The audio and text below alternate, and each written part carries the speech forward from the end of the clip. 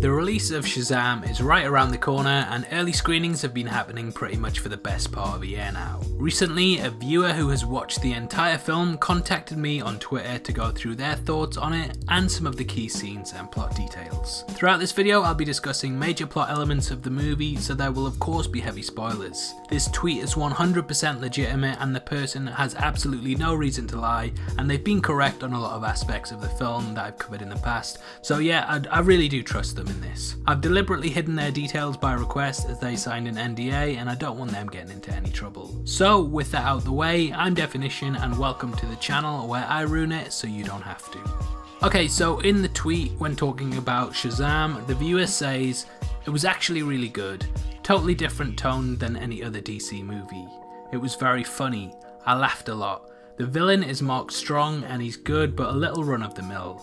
He wasn't worthy to be Shazam as a kid, so he's now on the hunt for who is. That's probably the weakest point. Billy Batson and the rest of the adopted kids kill it and are an absolute highlight. Billy figuring out his powers is an awesome sequence, there's great references to the universe and it's clearly a DCU movie. A Batarang is involved and a neck down shot of Superman is in what I think is the post-credit scene." When asked if this was the best DC movie so far, they said, "No, hard to judge completely with the cut I saw. Man of Steel is still my number one. It's better than Suicide Squad though, absolutely. I'm still to this day undecided on Batman v Superman.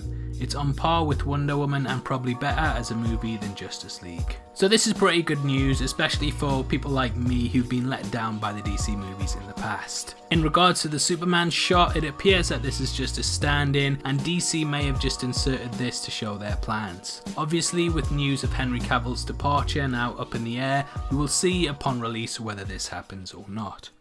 Obviously, I'd love to hear your thoughts on this reaction and if you're excited for the movie. Make sure you comment below and let me know, and if you enjoyed this video then please like it and check out my fan theory on whether Tony Stark is alive in Spider-Man Far From Home, which will be linked at the end. This is a channel for people who are super into superheroes, so if that's the kind of thing you like, hit subscribe.